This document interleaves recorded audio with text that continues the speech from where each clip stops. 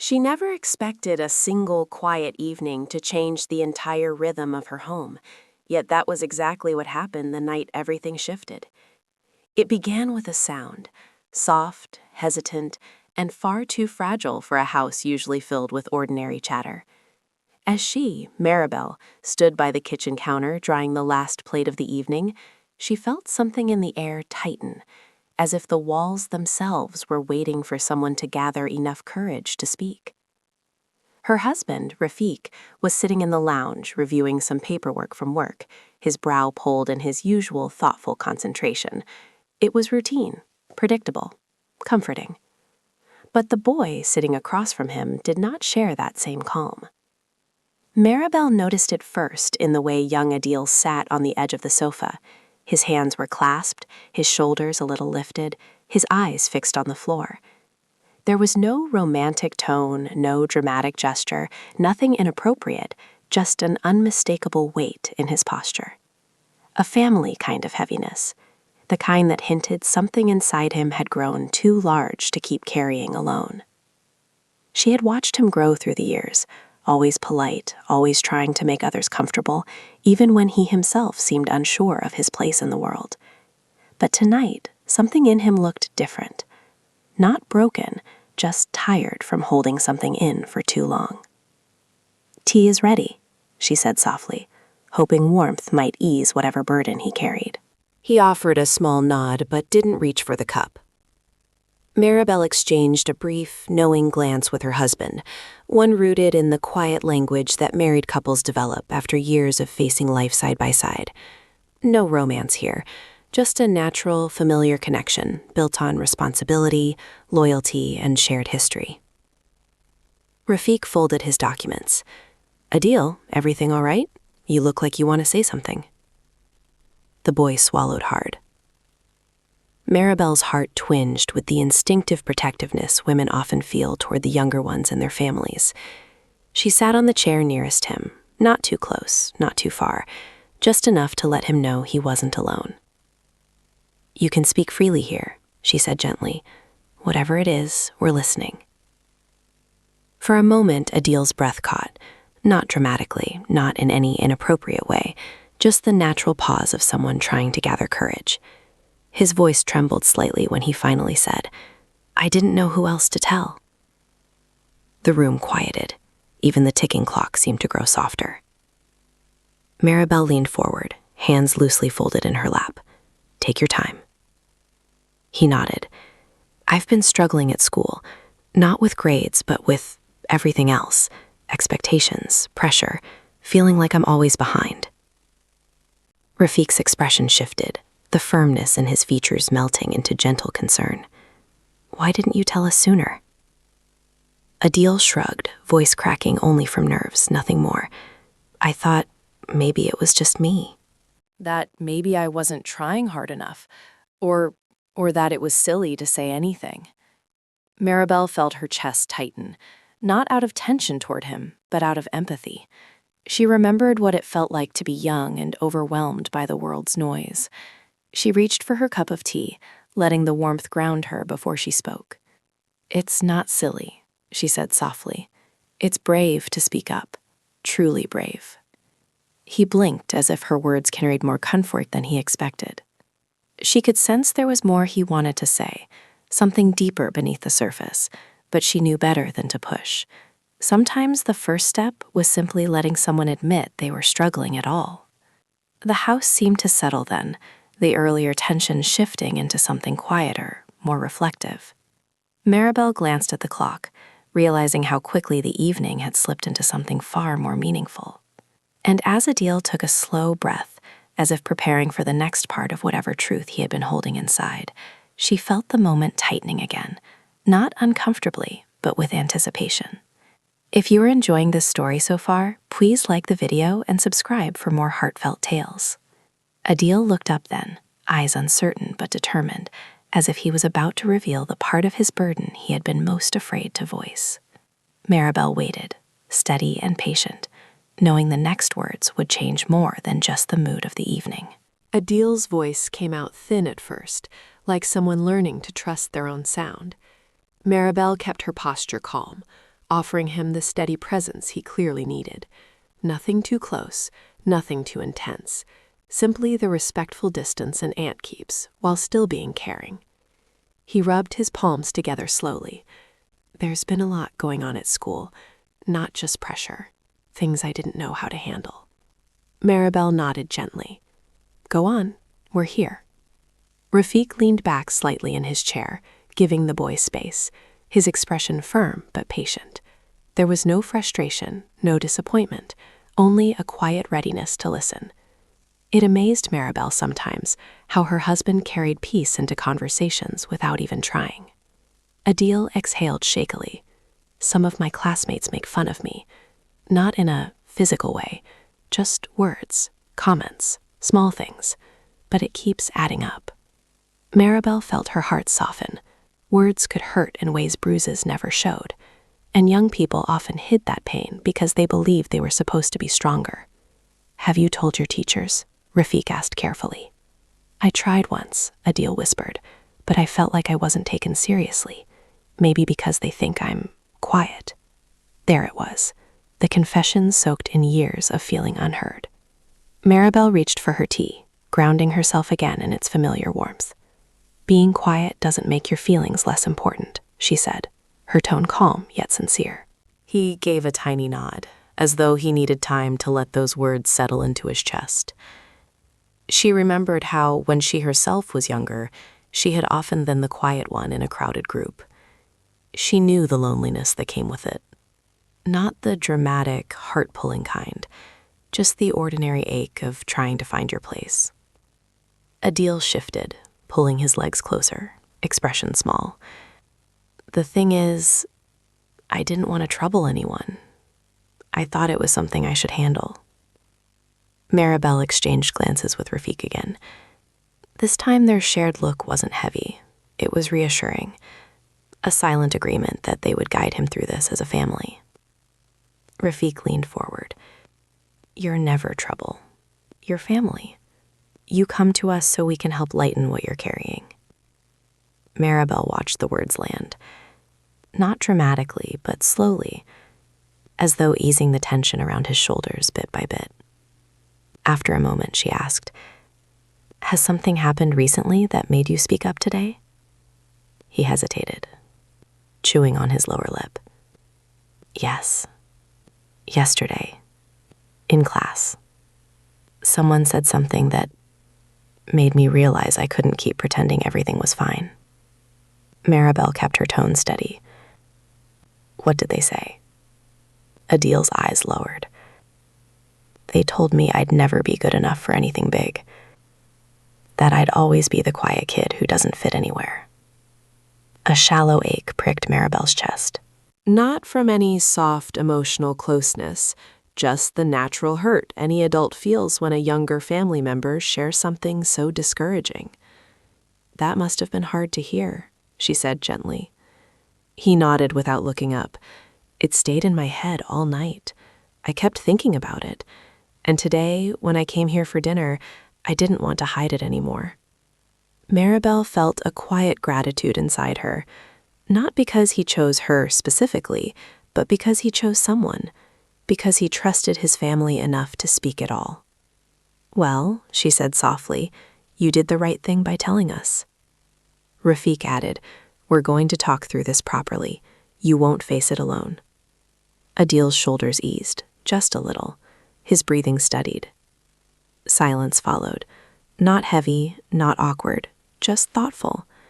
Maribel could feel the house adjusting to the truth that had finally been spoken aloud. And she sensed something else, too. A next layer, still waiting to be revealed. Adil glanced at the hallway, then back at them. There's one more thing, he said quietly.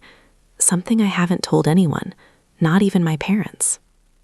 Maribel's heartbeat didn't spike with tension, but it did pick up with a natural curiosity. Whatever he had been carrying, it was clear it went deeper than school struggles. She placed her cup down, steady as ever. Whenever you're ready, you can share it. He took a slow breath, gathering his courage once more. And then he whispered, It's about my future and a decision I made that I know will upset people. Maribel felt the shift immediately. This wasn't just about classmates.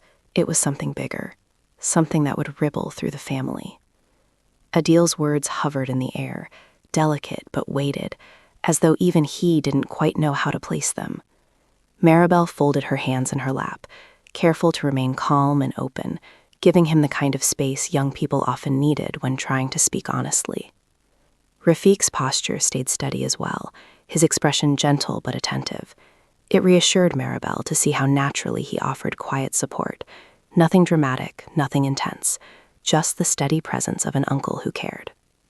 Adil finally lifted his eyes, just enough to meet theirs before he looked away again. "I've been pretending for a long time," he said softly, "pretending to want something that I don't think I want at all." Maribel nodded once. "You can say it in your own time." He pulled in a slow breath. "My parents think I want to pursue something very specific, a path they've planned for me since I was young. They talk about it like it's already decided." Maribel felt a familiar tug inside her. Not romantic, not dramatic, simply recognition. Many young people carry dreams that didn't match the dreams parents imagined for them. "What path?" Rafiq asked gently. "Medicine," Adil answered. "They've always wanted me to become a doctor." They talk about it at family gatherings, tell relatives how they're so sure I'll follow that route. Maribel paused. She respected the medical field deeply, but she also knew it wasn't meant for everyone. More importantly, she knew expectations could feel like invisible walls closing in. "And what do you want?" she asked quietly. He hesitated. The pause wasn't loaded with any inappropriate emotion, just the natural nerves of a boy trying to speak a truth he feared might disappoint those he loved. "I want to study art," he whispered. "Drawing, design, maybe architecture one day. I've always loved it, but I've been too scared to say it." Maribel felt a gentle warmth rise in her chest, one rooted in empathy. She had seen his sketches before on scraps of paper he never thought anyone noticed. Buildings, landscapes, small details drawn with meticulous care. Rafiq leaned forward slightly. "You're talented," he said, his tone steady. "Anyone can see that." Adil blinked, startled by the affirmation. Maribel added warmly, "Your work has depth and patience. Not everyone has that." He swallowed hard. "I didn't know if anyone would think it was practical." "That's something to discuss," Rafiq replied respectfully, "but practicality doesn't erase passion." Adil exhaled, the tension in his shoulders loosening bit by bit. "I just don't want to let my parents down. They talk about my future like it's already decided, and I don't want conflict. I don't want them to think I'm ungrateful." Maribel felt the sincerity in his words. This was a young man who cared deeply for his family. His hesitation came not from fear of the field itself, but from fear of disappointing the people who raised him. "You're not ungrateful," she said gently. "You're thoughtful, and you're being honest with yourself. That matters."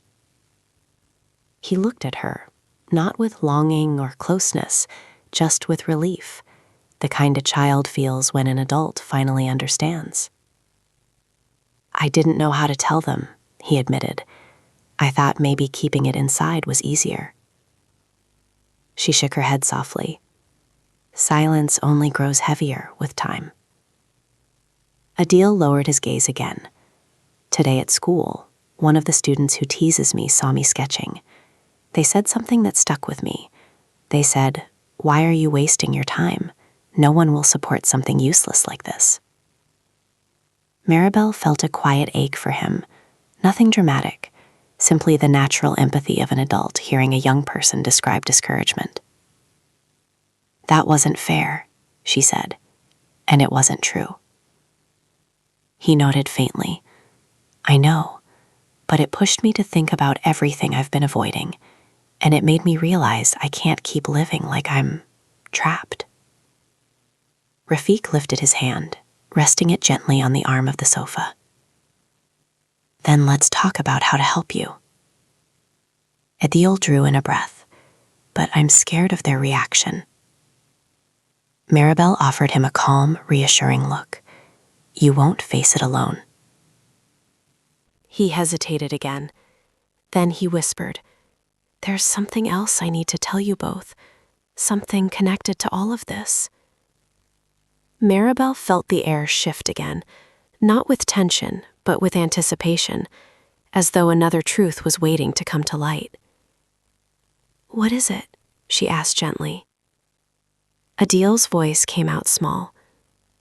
"It's about why I feel so much pressure, and who's been adding tonight besides my classmates." The room grew still. The room settled into a deeper quiet, one that felt thoughtful rather than heavy. Maribel folded her hands together, giving Adil the steady, calm presence he needed. There was nothing sharp or tense about the moment, just family sitting together, preparing to listen. Rafiq leaned back slightly, his posture open, inviting honesty without pushing for it. Adil took a breath that quivered only with nerves. "The pressure didn't start at school," he said softly. "It's been building at home for a long time." Maribel kept her expression gently. "You can tell us." He nodded. "My parents don't mean harm. They just compare me a lot, to cousins, to friends, to people they know. Every time someone mentions medicine or engineering, they say things like, 'Adil will do that,' sometimes right in front of me. It makes me feel like I don't have the right to want something else." Maribel felt a natural sadness settle over her, the kind that comes from hearing how much a young person has been carrying quietly. Not romantic, not dramatic, just the real weight of family expectations. "Comparisons can feel very heavy," she said softly. Adil's shoulders slumped a little. "And whenever I show them my drawings, they smile politely, but then they say things like, 'This is nice, but it's just a hobby.' I've heard it so many times that I started believing my dreams weren't worth anything." Maribel exchanged a glance with Rafiq, a simple, thoughtful look shared between spouses who understood the importance of supporting younger family members. The years had taught them how to communicate without saying much. Rafiq leaned forward slightly. "Your dreams are not small," he said firmly but calmly. "You're allowed to want something different." Adil blinked quickly, almost surprised by the reassurance. "I didn't think anyone in the family would say that out loud." "Well," Maribel said, keeping her tone warm, "someone needed to." He offered a faint, almost unsure smile, but it faded as he continued. "There's more. I think my parents sense that I'm not fully committed to the path they want, so they've been talking to other relatives about arranging extra tutoring for me. They told me the decision is already made, that I should stop getting distracted." Maribel felt a gentle wave of concern, not the tense, dramatic kind, just the quiet worry of an adult who saw how overwhelming that could feel for someone his age. "And you feel trapped between their plans and your own heart," she said. Adil nodded slowly. "Exactly." Rafiq sat forward now, his voice steady. "Have you told them how you really feel?" "No," Adil said quickly. "I tried, once, but I couldn't get the words out. I froze. And when they mentioned tutoring again yesterday, I realized I had to talk to someone before I lost myself completely." Maribel breathed in gently, letting her thoughts settle. She wasn't angry with his parents. They loved him, she knew that. But sometimes love became tangled with hopes and dreams, too tightly tied to a child's path. "I think," she said softly, "that your parents want the best for you. They're proud of you. They just haven't had a chance to understand what your real passion is." Adil hesitated. "What if they're disappointed?" "Disappointment fades," she replied, "but living a life that isn't yours leaves a longer mark." He didn't speak for a moment. It was clear he was processing each word carefully. Rafiq added, "You're not making a reckless choice. You're thinking about your future with honesty." Adil's gaze dropped to his hands. "I just wish they knew how much I've been trying. Every test, every assignment, every extra workbook, I've been doing it because I didn't want to upset them, but the harder I try, the more I feel like I'm losing who I am." Maribel listened to the quiet ache in his tone. Not dramatic, not emotional in an inappropriate way, just the natural weariness of someone trying to keep everyone happy. Then, in a voice barely above a whisper, he added, "And there's one more reason I finally decided to speak tonight." Maribel straightened slightly, attentive. "What reason?" she asked. He swallowed. "Someone at school, a teacher, pulled me aside after class. They told me something that shook me more than anything my classmates ever said." The way he said it wasn't ominous. It was simply the tone of a boy who had heard something he didn't know how to process. Maribel felt the air grow still with anticipation. "What did the teacher say, Adil?" she asked gently. Adil looked up, his eyes tinged with worry. "They told me I'm standing at a crossroads, and if I keep choosing silence, I might lose the chance to follow the path I meant for." The words lingered, soft but striking, and Maribel realized this moment was leading toward a truth that had been waiting far longer than tonight. Adil's words settled into the quiet of the room, gentle yet carrying the unmistakable weight of a turning point. Maribel kept her breathing soft, steady, giving him the calm presence he needed. This wasn't a moment of tension between people. It was simply a young man standing on the edge of honesty, hoping the ground beneath him wouldn't shift. Rafiq racked his hands on his knees, his voice low and steady. "What do you think the teacher meant by that?" Adil glanced down. "They saw my sketchbook.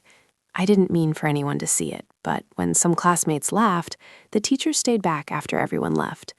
They flipped through the pages quietly, then asked if this was what I really wanted to pursue." Maribel nodded gently. "And what did you say?" "I didn't answer at first." He let out a small breath. "But they told me that sometimes silence becomes a cage, that staying quiet for too long can close doors that might not open again." Maribel felt a soft heaviness in her chest. Nothing dramatic, simply the natural ache of recognizing truth when it finally finds its voice. "It sounds like they were trying to encourage you." He nodded. "They said I should talk to my family, that hiding what I love would only make the pressure worse. They told me I had talent, real talent, the kind people work years to develop." Rafiq exchanged a quiet glance with Maribel, an understanding passing between them as easily as breath. It was the kind of shared look only a long-married couple develops, not romantic in display, just deeply familiar. "And hearing that, it frightened you?" Maribel asked. Adil thought for a moment. "Yes, because it felt like someone finally saw who I was, and I realized I couldn't keep pretending." His voice didn't crack with emotion, but there was a plain sincerity in it that tugged gently at Maribel's heart. He continued, "I kept thinking about what the teacher said, that if I didn't speak soon, someone else might decide my life for me." Maribel leaned back slightly, letting her thoughts settle. "You made the right choice by coming tonight." He looked up, uncertainty flickering across his features. "Do you think my parents will be angry?" "No," she said softly. "They might be surprised, maybe even confused, but anger comes from misunderstanding, and you're giving them a chance to understand." Rafiq added, "And we'll help you talk to them. You're not carrying this alone." Adil took a long breath, a tired breath, but his shoulders eased as if the weight he'd been hiding had finally begun to lift. "You really think I should tell them?" he asked. Maribel nodded once. "Not tonight. You're tired, and they're not here to listen yet, but soon, when your thoughts feel a little clearer." His expression softened with relief. "Thank you. I didn't want this to turn into a family problem." "This isn't a problem," Maribel said. "It's a conversation, and conversations can lead to understanding." Adil let the silence wash over him for a moment before speaking again. "There's something the teacher said that I haven't stopped thinking about." "What was it?" Rafiq asked. Adil looked between them, his voice quiet. "They said that being honest about your dreams isn't selfish. It's responsible." Because if you're going to work hard your whole life, it should be for something that lights you up, not something that dims you. Maribel felt something shift gently inside her. I don't want to live pretending for the rest of my life. The room grew still, warm, and steady. Nothing dramatic, just the natural calm of people sharing something meaningful. After a long breath, Adil looked up again. Will you both stand with me when I talk to them? Not to speak for me, but just to be there? Maribel offered him a soft, reassuring smile. Of course. Rafiq nodded. We'll support you, and we'll guide the conversation so it stays respectful and clear. Adil's relief was unmistakable. Not emotional closeness, not dependency, simply gratitude. Pure, uncomplicated gratitude. He rose from the sofa, shoulders no longer weighed down, and whispered, "Thank you. I feel like I can finally breathe." Maribel watched him, warmth blooming gently in her chest. Not the kind of warmth tied to dramatic emotion, just the simple comfort of family standing together. Tomorrow, she said softly, we'll figure out the right moment. You'll speak, and they'll listen, and step by step, things will become clearer. Adil nodded, a quiet determination forming in his expression. And as he stepped toward the hallway, Maribel sensed a gentle shift, not an ending, but a beginning. A new chapter for him, a new honesty for the family, and a future he finally felt brave enough to reach for.